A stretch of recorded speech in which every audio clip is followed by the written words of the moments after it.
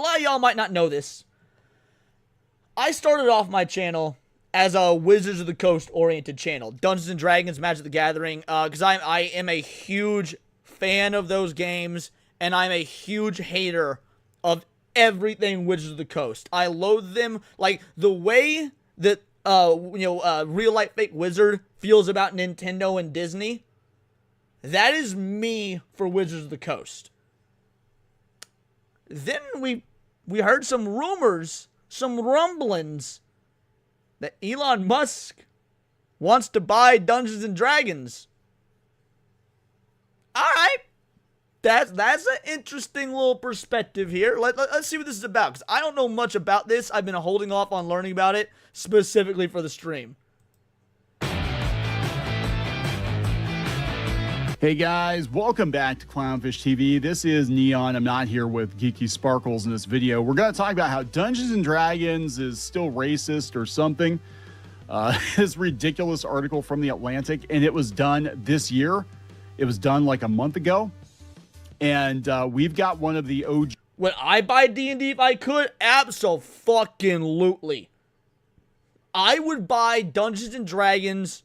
Well, to be fair, like, who was it? Someone said, yeah, Fallen Angel Zero said you could just buy Hasbro for $10 billion. Yeah, right, like, I would just buy Hasbro because I would want both Magic the Gathering, and because as much as I love D&D, I actually love Magic the Gathering more. And I love Magic the Gathering notably more. Everything about my channel is Magic the Gathering references. Words of Paradise is a Magic the Gathering reference. Countercast, the name of my main stream, is a Magic the Gathering reference. On X, Bolt the Word is a Magic the Gathering reference. So, like, I would want... If I had to choose between the two, I would actually rather buy Magic the Gathering. But yeah, I would prefer to just buy both and fix them fucking both. TSR creators, we've got Robert J. Kuntz calling out this author.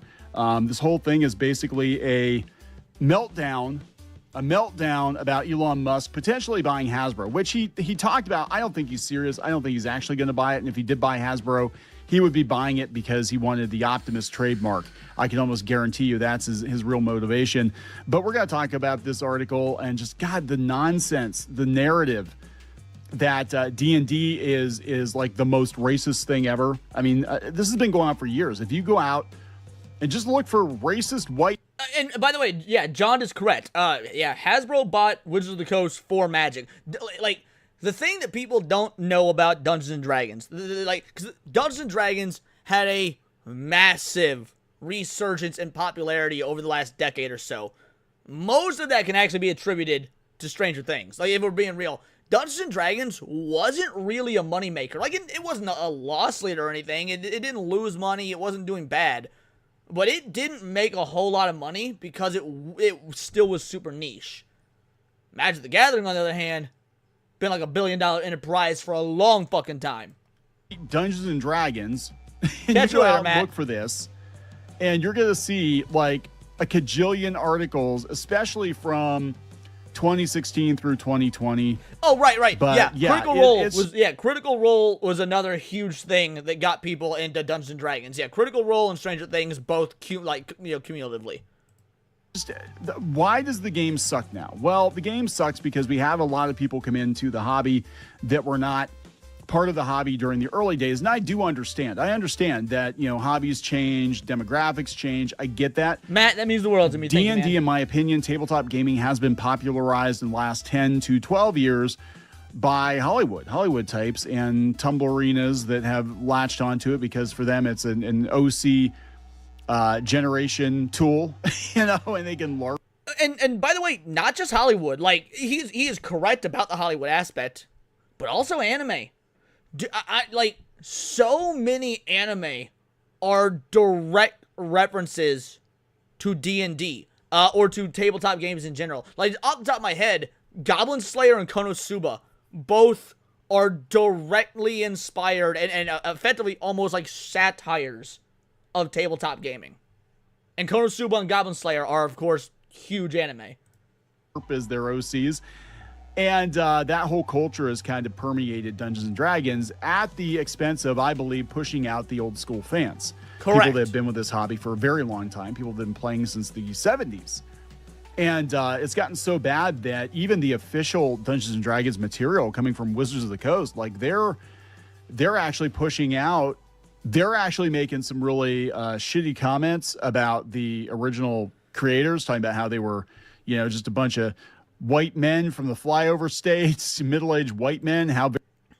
Anytime an article like this is written, I always cover it. Like, if an article like this is written and I see it, and knowing my views are going to be shit, my D&D and Magic the Gathering views are always amongst the worst on my channel, and I don't give a fuck, because this shit needs to be fucking talked about. Which is, by the way, also really funny, because one of the things that, like, legitimately got me monetized was Dungeons and Dragons and Magic the Gathering content, talking about the OGL, talking about the fucking Lord of the Rings, Black Aragorn, and all that shit. But nowadays, articles like this, these do dog shit numbers. Don't give a fuck. I will never not talk about this, because what has happened to these games is, like, it is legitimately, in my opinion, worse than what Disney did to Star Wars. Like, if I had to pick, if you said, Leon, you can fix one, but the other has to stay the same or even get worse, Dungeons and Dragons / Magic the Gathering or Star Wars, I would let Star Wars fucking rot if it meant fixing Magic and D&D. Very dare they? So we're going to take a look at this. This is just pure nonsense. This happens all the time. I mean, this happens every couple of months. There's a new Tolkien was racist, D&D is racist, and it's basically racist because we're not playing it the way I think we should play it. And you've always been free to make this game whatever you want it to be. If you want, a tribe of trans pansexual. Okay, all right, hold on. We got to break for a moment. We got to break for a moment, because Vassnum said something that reminded me of something, right? So, Vassnum says this article is all over the place. Worse than a woman Asian driver with ADHD. For all y'all that don't know, I'm in a mixed race family. My dad, white, obviously. Now my stepmom, his wife, Asian. So we have a blended white Asian family. It's our Christmas today was very much chicken and rice, right? So we're of course doing the gift exchange and whatnot. And there's two Asian people there. What would be like if step cousin was a thing? He'd be my step cousin, and then his Asian girlfriend, right? He got a sim steering wheel for racing games, and she got a rice cooker. I shit you not, those were their fucking gifts. He opened his gift. It was fucking one of those like video game racing sim controllers. I audibly laughed out fucking loud. It was like, wait, do you play racing sims? And he goes, yes, but I'm not very good at them. I fucking died laughing. And I shit you not, her very next fucking gift that she opened, his girlfriend, was a rice cooker. I live in the most glorious, racist Asian white family ever. Shout out Kagamaki, thank you so much for the sub. Well, elves, it's your table, your rules, right? But you shouldn't expect Hasbro, WotC, TSR, whoever, to create that for you officially.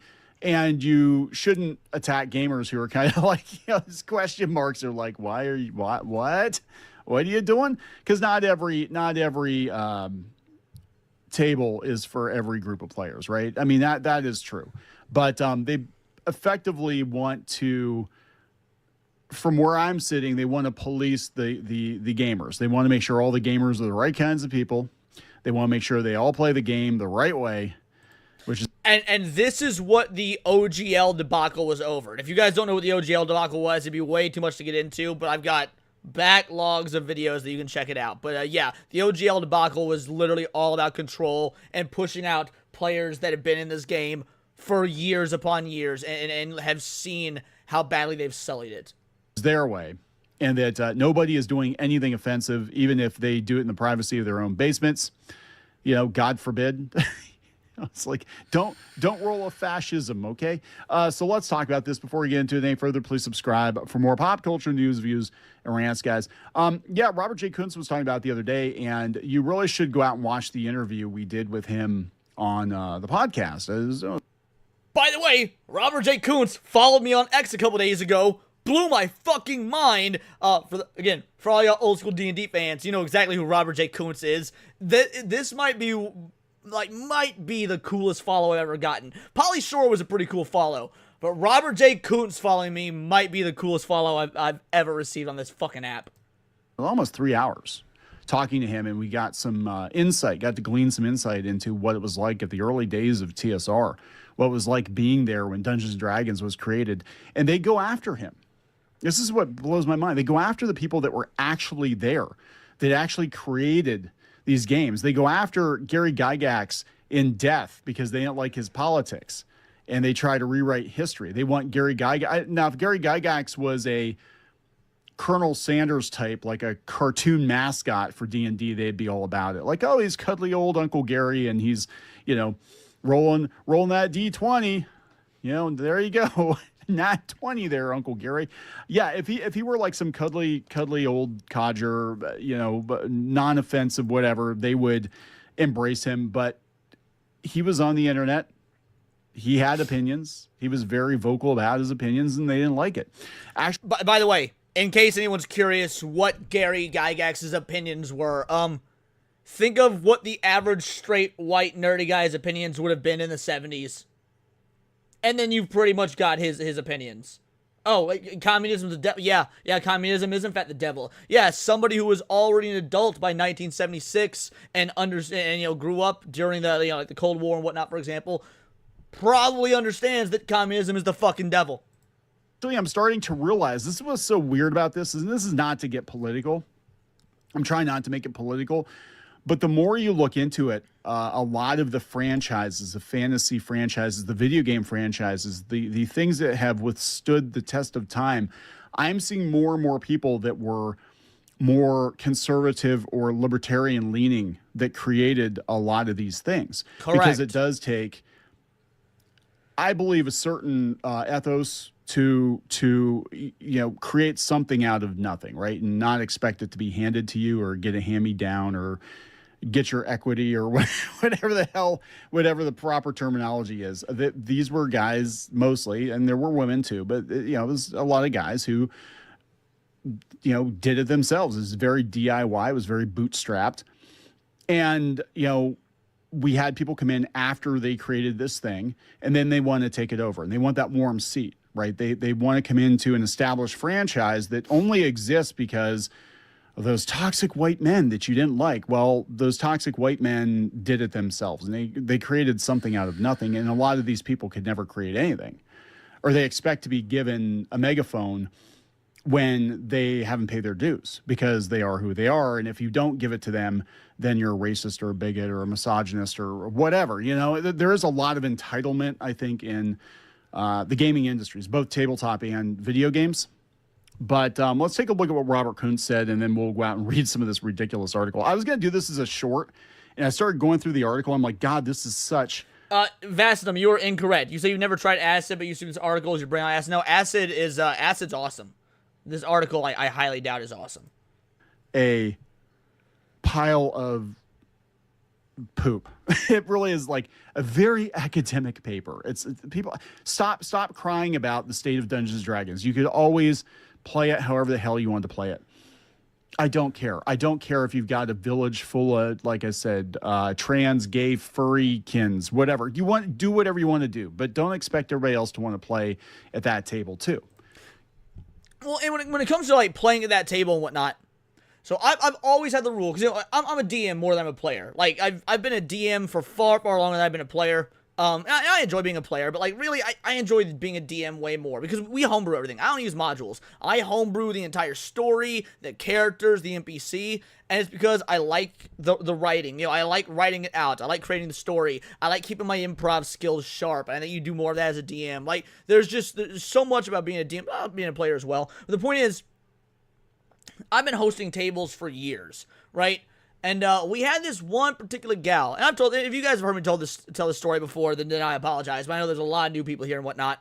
We had this gal at the table, and so the party had gotten super interested in this one fucking guard, and I don't know why they took such interest in him. this guard was supposed to be a fucking no one. He gives them some information, and they go along their merry way. I think like one of them failed a check to like a motive check or something like that, and so they got bad vibes from him. I think is what happened. This was years ago, so I don't remember. But so they became super suspicious of this guard, and so I was like, oh fuck it, opportunity for some improv here. So they started like following the guard home after his shift was over, and they got and they started like watching him through his like cottage window, and so I had the guard viciously assault his wife so that they could be justified in their like suspicion of this guy. And so of course they break into they break into the cottage. An encounter starts with the guard. It's a very simple encounter because, you know, it's like a 4v1. And yeah, they kill the motherfucker. So after that session was over, shout out, thank you for the sub, Cody. After that session was over, one of the members of my play group was a blue-haired feminist. Like, actually her hair was green, but like, think of what you think of when you think of a blue-haired feminist type. Overweight, nose ring, glasses, super pale, unattractive to the max, unfuckable in every single degree, has kind of an annoying nasally voice, really likes The Amazing Spider-Man even though, like, Andrew Garfield fucking sucks. All of that.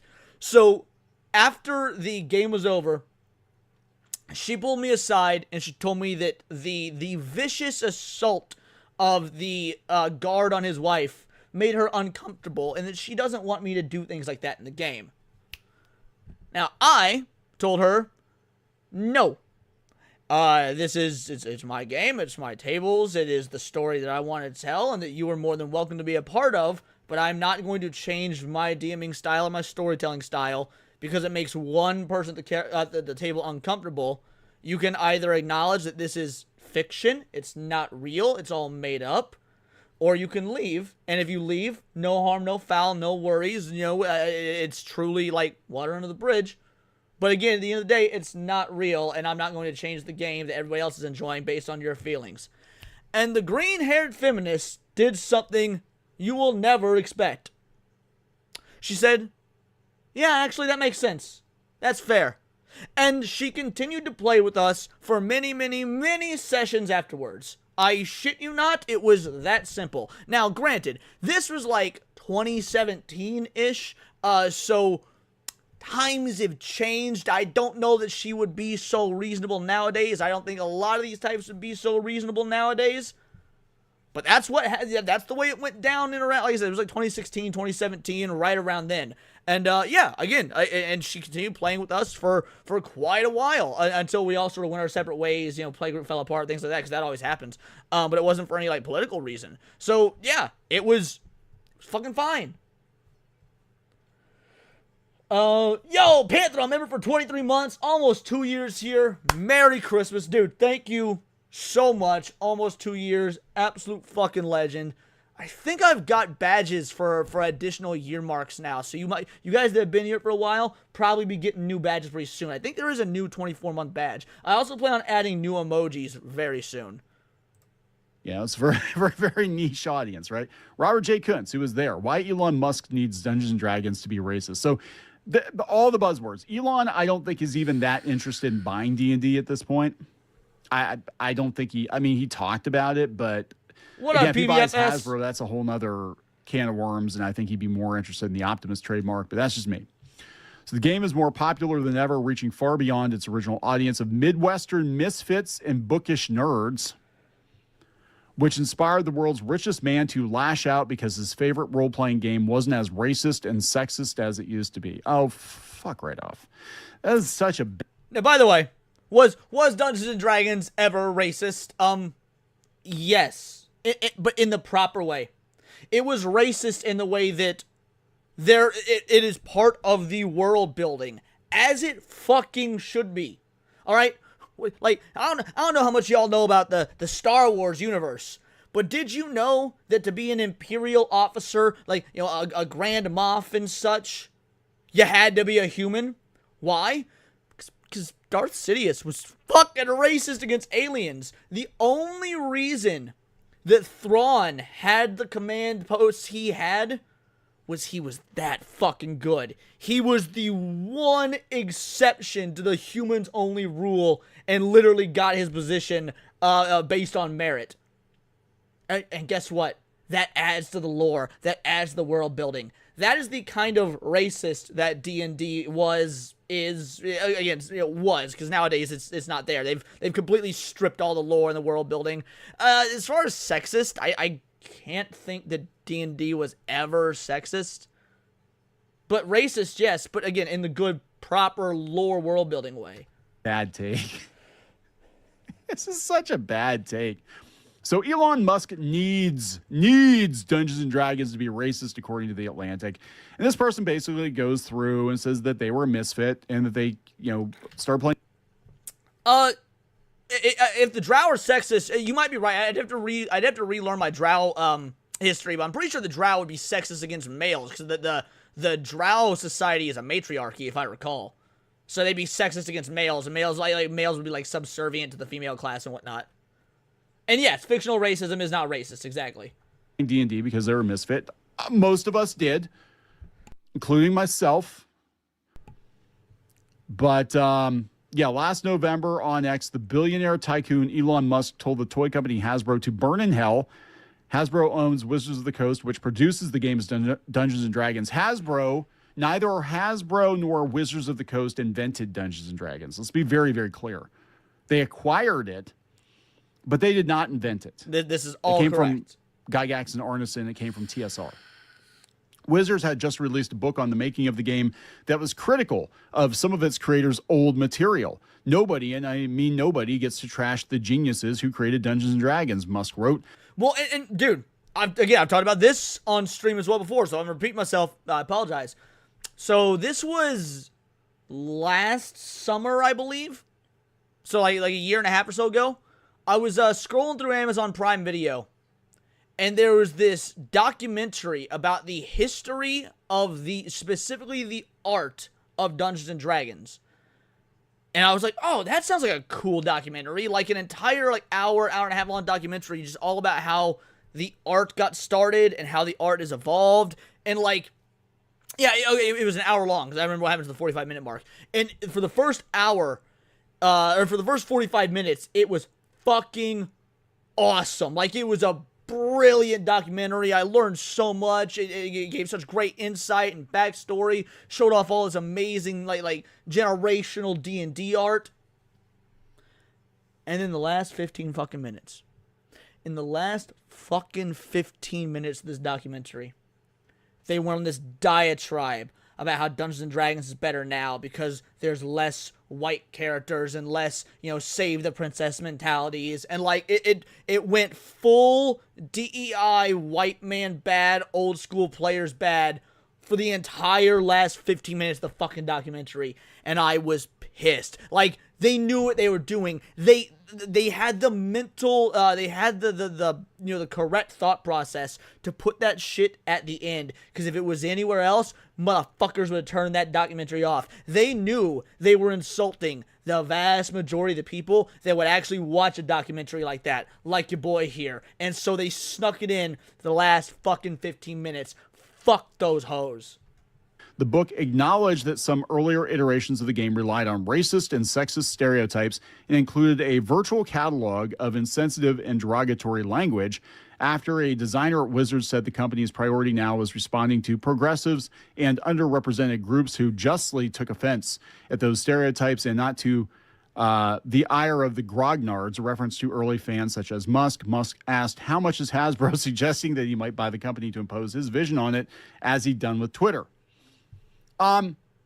There's a lot to unpack here. We've covered this, and it was absolute bullshit. It was the 50th anniversary retrospective of Dungeons and Dragons, and even if they felt that way at the company, you do not use that platform, that opportunity, that anniversary to take a steaming shit on the people who created the game and who effectively handed you a job, because you didn't make it. Hasbro didn't make it. Wizards didn't make it. Gygax, Arneson, all the other contributors, Robert J. Kuntz, they made it. You're parasites. You came in later. You came in later after it was already established. Show a little fucking respect. I mean, seriously, show a little fucking respect. And while I agree with him, show a little fucking respect, here's why they won't. And I hate being black-pilled, and I hate saying things. Like, I'm normally very much like, yo, things are going to get better, we're going to win this. When it comes to gaming, obviously in video games, we're just seeing major strides to the industry getting back to what it used to be, at least especially in, like, the indie and AA space. We're seeing AAA fail and flail. It's glorious. I'm super positive about gaming. Even with Hollywood, we're seeing, like, movies, they're still not good. The writing is still a lot, trash in a lot of movies and whatnot. But they're notably less political, less, woke, less ideologically driven. A lot of times in most, like, modern Hollywood movies, they're shitty because the writing is bad, not because the writing is bad and politically bad. So we're making strides there. We're making strides in all these avenues, right? Except for Wizards of the Coast. Dungeons & Dragons and Magic the Gathering is like the one place where get woke, go broke doesn't fucking exist. I don't know what it is about those two things, but even as it gets more and more, progressively, ideologically, like not even left-leaning, full-on communist, people keep buying that shit. Dungeons & Dragons is making the most money now it's ever made. Magic the Gathering is making the most money now it's ever fucking made. Get woke, go broke has literally no effect on D&D and MTG, and it is fucking heartbreaking. Mr. Melancholy for a 5-banger says, that's why I really can't stand about these people. They disavow and talk crap about it, but more than happy to profit off of it. It is disgusting. You're good goddamn right. No offense, but it sounds like some fucking commie gobbledygook. Commie bastards. Just a kernel of respect. That whole thing did not need to be in this book. You could have, worded it another way, but they basically threw the creators of the game under the bus, and it was disgusting. It was a disgusting thing to do. You did not have to do it that way. Just stick to the facts. Here's how the game was created. Here's where it was created. Let people draw their own conclusions. You can even say, hey, the game's evolved over the last couple of years. Ha ha ha. Some of the stuff that flew in 1975 wouldn't fly today. That's fine.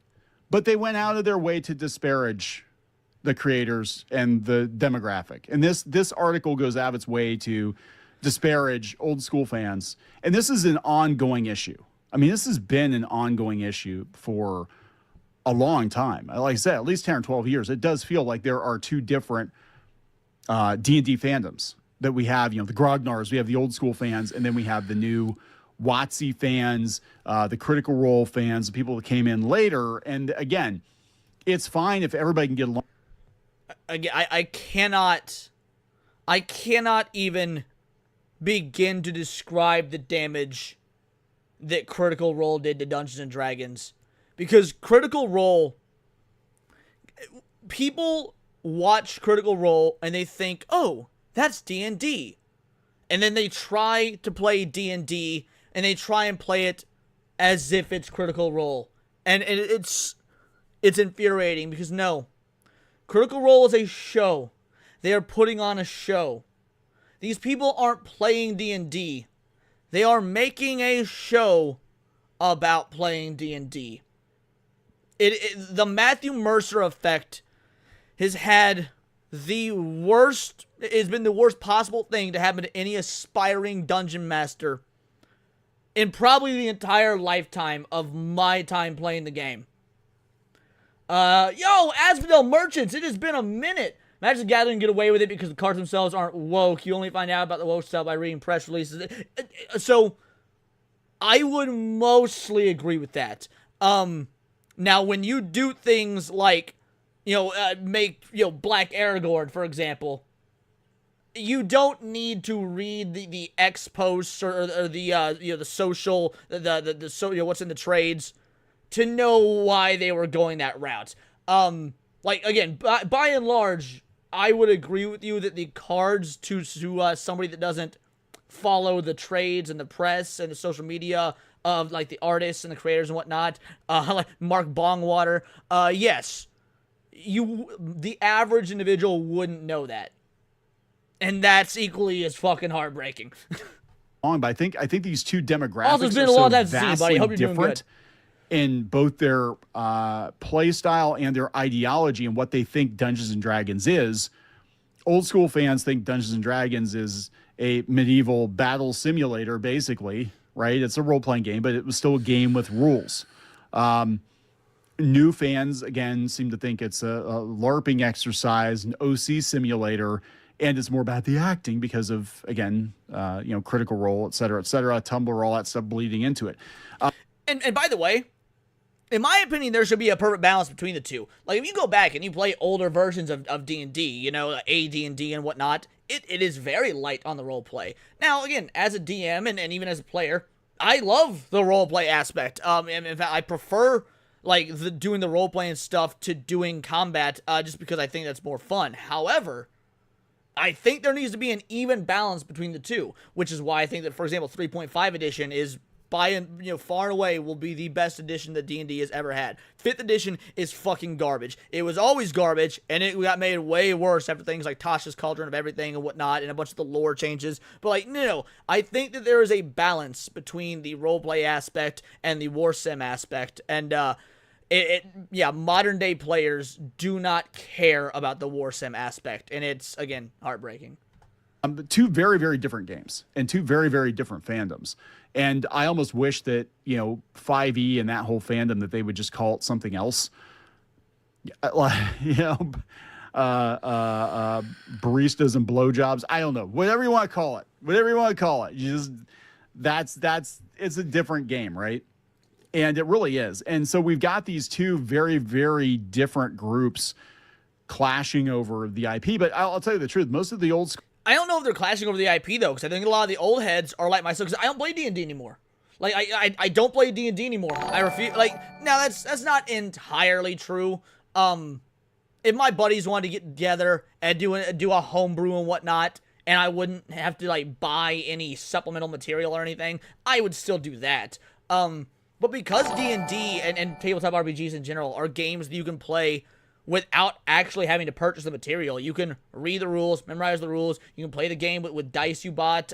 You don't need to use minifigs. You can, frankly, I don't even like using minifigs. I like, just drawing with dry erase markers on pads, stuff like that. I prefer it all to be in the head. There's people that like using the figures. The point is, you don't actually need to buy anything to play D&D. So I think a lot of the old heads that quit playing D&D, like myself, they didn't really quit playing the game.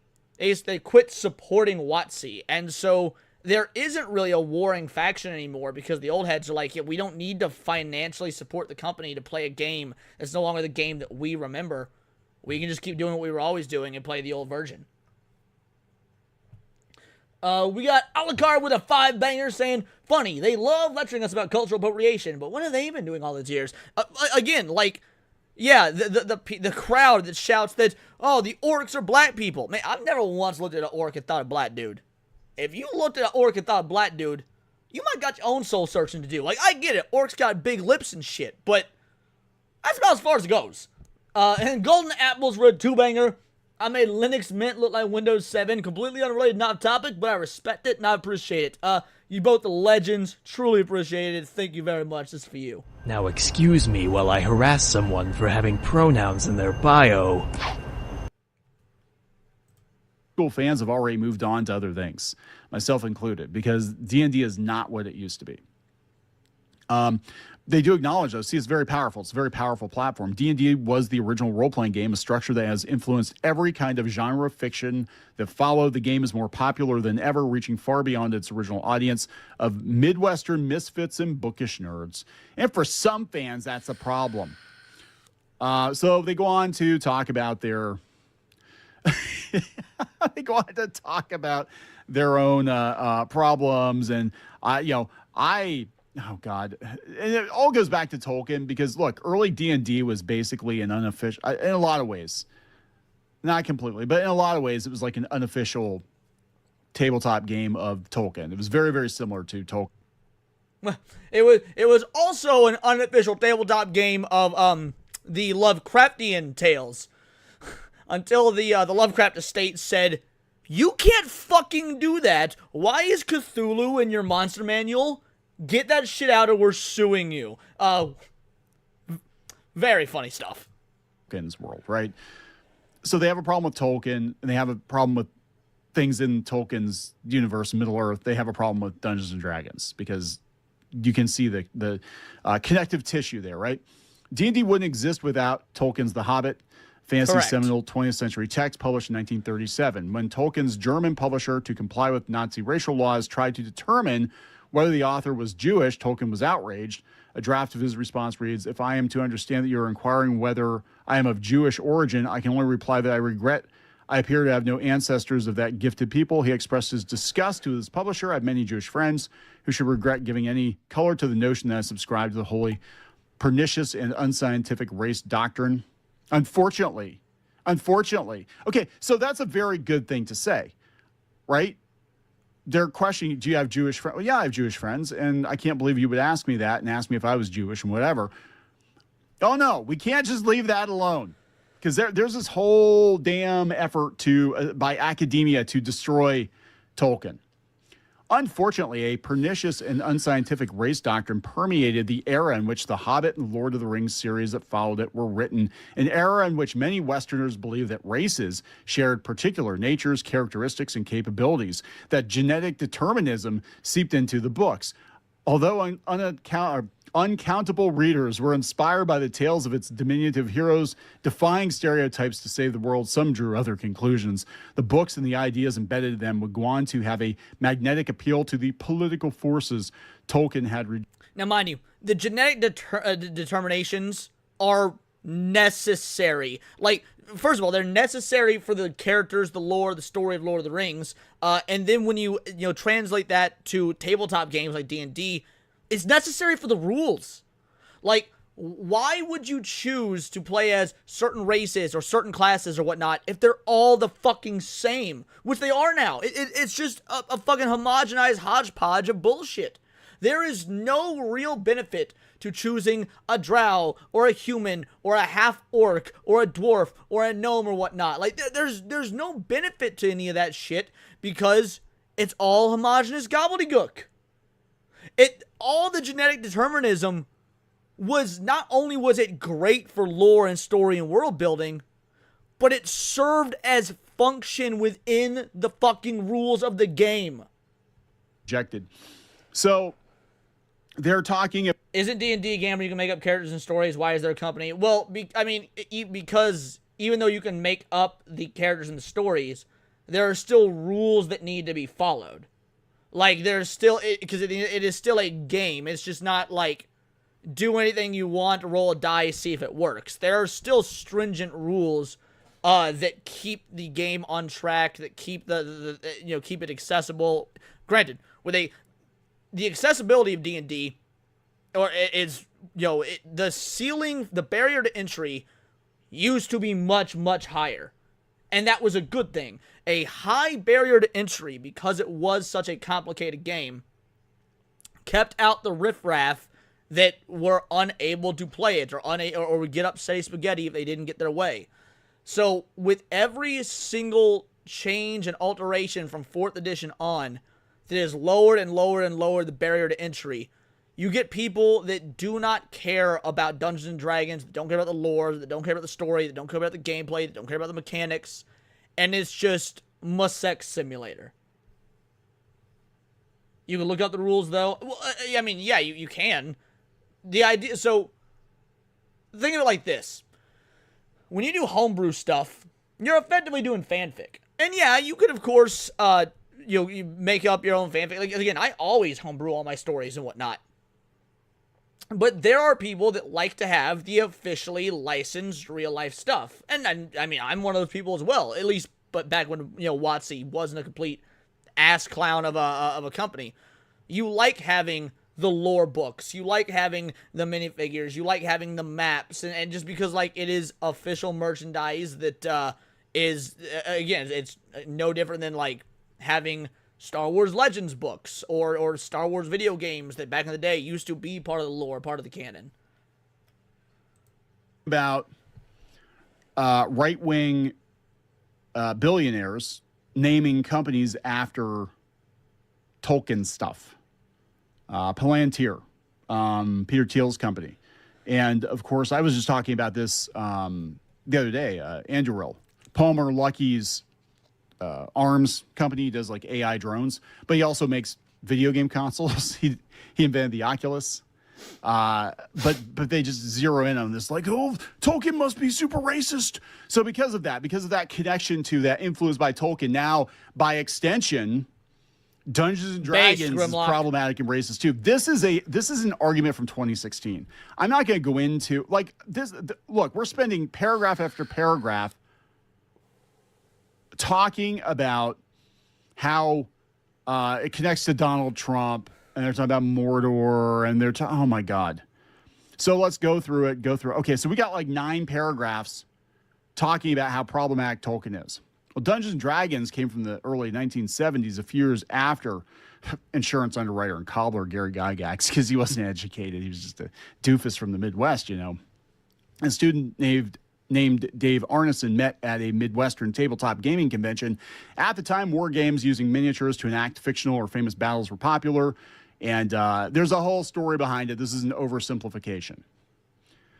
So the game involves dice rolls and numbers indicating character traits, rules, and a referee. But the best way I can explain it is a game of pretend. I was a freak from the jump. I didn't have a chance. Black and Jewish with a father in the State Department. I spent my early life bouncing around Brazil and Italy.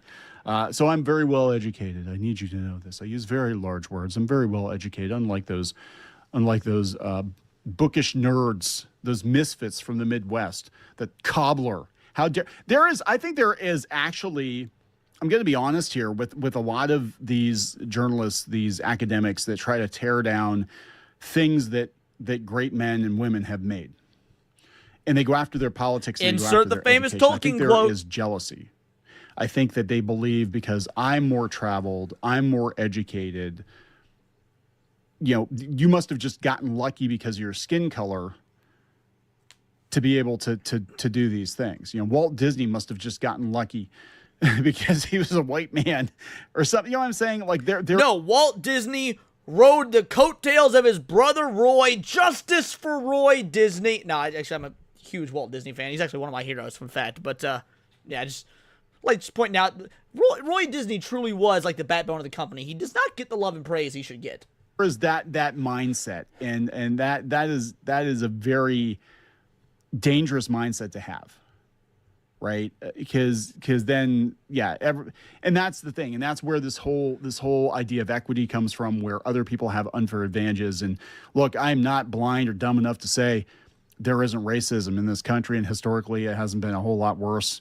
Although, you know, the way things are going now, I don't know. There's a lot of crazy stuff going on, but you know what I'm saying? Like, yeah, I agree. But I don't believe taking from somebody else to give to, you know, redistributing, which is basically what we're talking about, right?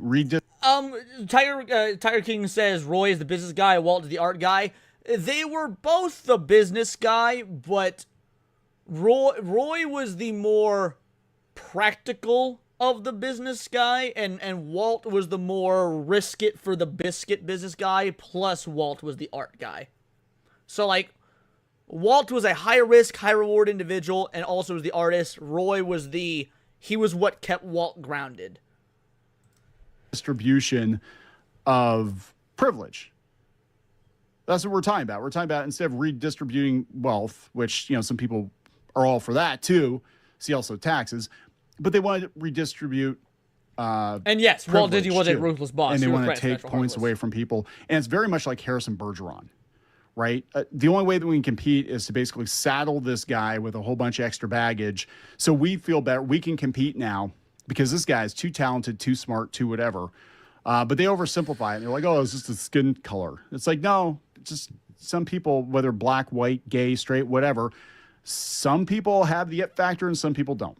And the people who don't have the it factor spend an awful lot of time obsessing about the people that do have the it factor and tearing them down instead of working on themselves, I think, and their own stuff, right? I'm just saying. So just talking about how women didn't play it. Well, that's actually not true if you look at some of the early writers.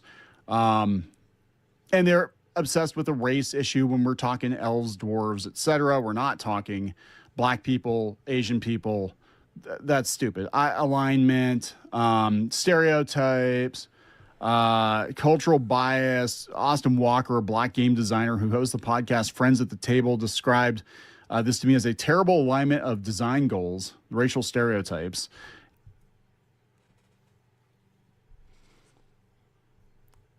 I've never heard of Friends at the Table. Hold on. Let's take a look. Let's see if we can find this podcast. Let's see. All right, Friends at the Table. I mean, they lower on the totem pole than me, and I'm a fucking nobody. I mean, those are some decent views 2 weeks ago, 10 months ago. Yeah, that's actually for his sub count. Not the point is, okay, so guy's a black game dev. The fuck that guy do with anything? The fuck that guy do with me? The fuck that guy do with D&D? Like, no, having racial traits, having racial aspects, again, not only does it work from a mechanical aspect, not only does it help the game function, but it builds lore, builds history, builds story, builds character. I cannot find a single negative about the idea of racial traits or racial designs, things like that. And cultural biases just being mashed together when you're playing a game that involves taking down the door and killing someone. You need to put someone behind the door who you're willing to kill. So that's got to be black people. That's what the orcs are. No, if you think that, you're mental.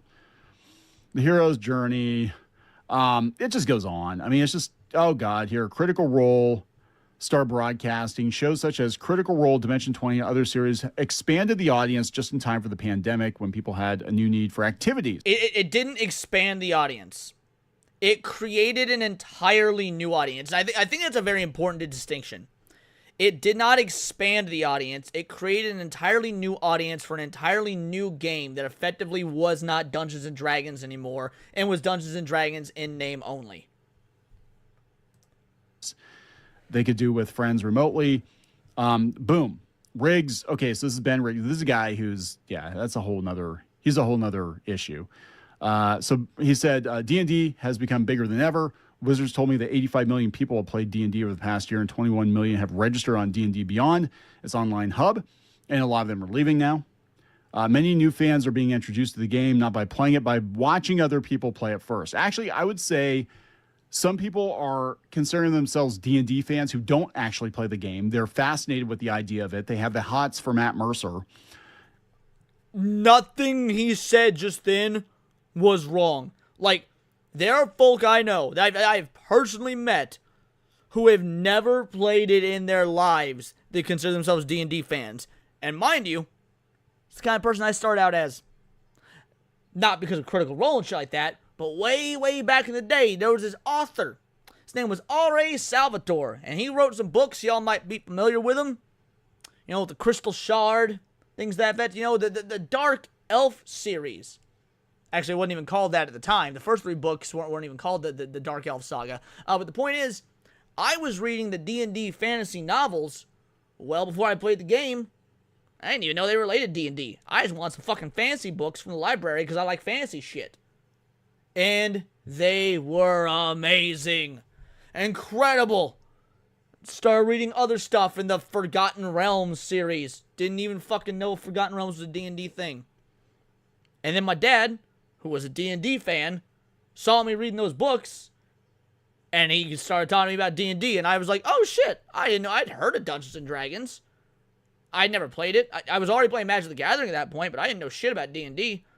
I only got into D&D because my dad saw me reading fucking D&D novels. And then from there, learned to play the game.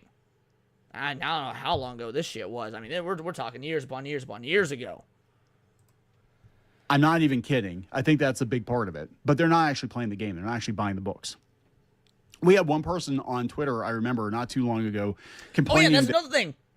Matt Sanford, I played the Baldur's Gate Dark Alliance, the Dark Alliance game on the PS2, and played Baldur's Gate. Was it Baldur's Gate? Was the first one Dark Alliance, or was the sequel? I think the first one was Dark Alliance, and the sequel was Return to Arms or something. I don't. Either way, I played those games on the PS2. Loved them both. Had no idea they were fucking D&D games. that there was a huge barrier to entry for Dungeons and Dragons because you had to buy dice. Do you know how cheap dice are? You can buy dice at Five Below. You can buy them at Dollar General now. That was unthinkable when I was a kid. When I was a kid, we had to buy hardcover books and we had to buy campaign sets, and they were expensive. Yeah, you're right. Return to Arms was Champions of Norath. You're right. Which, by the way, Champions of Norath, underrated as fuck. For the time, and I was the dungeon master, so guess who got stuck by most of the stuff? I also bought a copious amount of miniatures, and I painted them, and they were not cheap. The Raw Partha miniatures, the ones made of like pure lead, yeah, they weren't cheap, and I bought a lot of them. I'm just saying, it was not a cheap hobby. It never was. Was it just called Dark Alliance 2? I could swear it had a subtitle. Or I guess maybe Dark Alliance is the subtitle because it's Baldur's Gate and then Dark Alliance and Baldur's Gate Dark Alliance 2. And then, yeah, Champions of Norath. I don't know if I ever played... Because Return to Arms was the subtitle of the first one, wasn't it? Or was it Champions 2 Return to Arms? Man, it's been so many years since I played Champions of Norath, bro. I'm getting this shit all twisted. Okay, so yeah, it was just Baldur's Gate Dark Alliance and Baldur's Gate Dark Alliance 2. Okay. A cheap hobby, but we had people complain about the price of The dice. second one's for Return to fuck's Arms. sake. Okay. Come on. Are these really the people we want in the hobby? It's like I would be a video game. That's right. Yeah, the second one was just called Champion. It wasn't called Champions of Norath. It was just Champions Return to Arms. Okay, you're right. Yeah, it's coming back to me now. God damn, it's been a long time since I played those games. That might be worth a revisit. Player, but consoles just cost too much money. They should be free. It's like, fuck. Where do these people come from? So they're just going on and on and on. Oh my God, they're talking about here we go.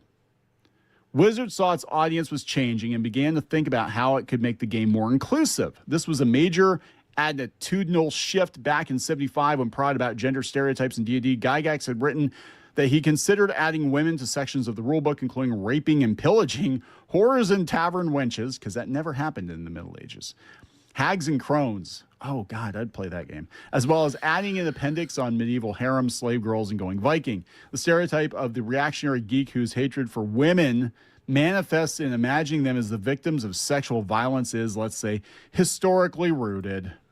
Or maybe it's rooted in these additions are rooted in actual history because, you know, what did the Vikings do?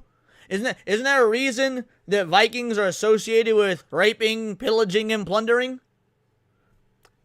I'm just, maybe it's not so much as a hate for women, so much as an understanding of using baseline real-world concepts and applying them in a fantastical setting. Couldn't be that simple, right?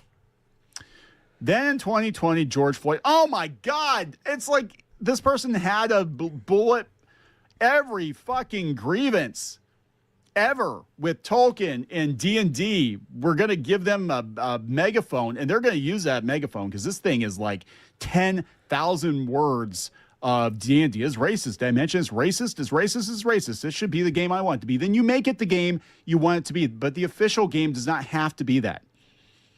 Why are you playing this game? If you think it's so problematic and you think the rules are so antiquated, why the hell are you playing this game? Go make another game. Don't expect the game to change. Don't expect the fans to change just because you're offended by things in the game, or play it the way you want to play it at your table. But what they've been pushing for years is they want to change it into something it's not. Your table. All right, so he clicked away before he didn't cover this part at all, and this is probably the most important part. Read what it says right here, and if it's too small on your screen you can't, no worries, I'll read it for you. It's like, buddy, it's make-believe, Walter said. If you want evil orcs and chainmail bikinis and slaves, you can do that at your house. Go grab your boys, Iyengar said. Go tell each other the story of Lord of the Rings for the 1000th time. No one's threatening that, and frankly, no one cares. Go play your game, she said. Bullshit. That is being threatened. When you change the lore, when you change the rules, when you change the mechanics, all of that is being threatened. Because the identity of the officially sanctioned version of these characters, of this lore, of this world building, of the game mechanics, are being changed and altered to cater to an entirely new group of people who didn't want this as it was, who didn't want the original product as it was, which never should have stayed. So yes, that does in fact take away from the original. There's a reason that the new Star Wars products take away from the original. When you've got all the retcons, when you've got the changes, when you've got old school fans that love the OT, frankly, some people even love the PT, like your boy here, saying like, oh, well, it's hard to go back and watch even those now because it's inconsequential based on what we know is officially canon with all the changes and retcons. Yeah, that puts a fucking damper on things because we do care about lore and we care about this. Again, like Henry Cavill said, we're passionate. But what they've been pushing for years is they want to change it into something it's not. Well, it is now. I can't say that. And they have. And they've chased off the grognards. Congratulations. Most of them have left a long time ago. And now because of your corporate greed, Hasbro, you've also chased off a lot of your older or newer fans too, as well as the older fans. With the OGL debacle, a lot of people have left. But yeah, this is ridiculous. We don't need people like, God, oh my God, Ghostbusters 2016? Are you freaking kidding me? I almost brought up Ghostbusters, but I switched to Star Wars instead because I figured it'd be a more easily identifiable reference. But I almost said Ghostbusters when talking about changes to the lore. The Echo, oh my God. Gamergate, Comicsgate, Ghostbusters 2016, The Acolyte, The Rings of Power, all... Vacinum, I don't think WotC could have done that due to the OGL. The damn check marks. DI... Musk is welcome to waste his money on trying to make everyone play the version of D&D that he thinks should exist in the world. That's never been how it works. Everyone will play it how they want, or they'll play something else. You could have just written that in the first paragraph, and that would have been like, hey, I think old D&D first edition is problematic, so I'm going to play it the way I want to play it. That's like 2 paragraphs, so you don't get, if you're getting paid by the word, you gotta really stretch this thing out. So there we go, guys. Dungeons and Dragons is still racist in 2025. All right, so yeah, that was a good video. Great article. Again, I'm going to link it to you guys in the chat. At the end of the day, it didn't touch on something that I do want to talk about, which I feel is kind of the most important takeaway from the video, or that wasn't even in the video, is the idea of Elon Musk buying D&D, buying Hasbro. Like, it sounds good on paper, but I don't like this mentality that a lot of us have about Big Daddy Billionaire coming in, buying thing to save it. Like, because if we become reliant on that, then we never do shit for ourselves. I don't know. Do I believe that it would work? Sure. Do I like that that's the route that is, like, anytime something bad happens, you see a bunch of people online, Elon, buy Disney. Elon, buy Hasbro. It's like, we ain't always gonna have a billionaire on our side. If he's even on our side, even that's up for fucking debate. We need to be doing shit for ourselves, which is why I, commend the people that create these alternatives and things to that effect. But yeah, like, I just... If it came down to Elon was legitimately looking into buying Hasbro, it's not like anything I say is going to stop it from happening, so I would get behind the idea. But I would really want to point out that I don't like that everyone's mentality is just jump to Space Daddy Elon save us.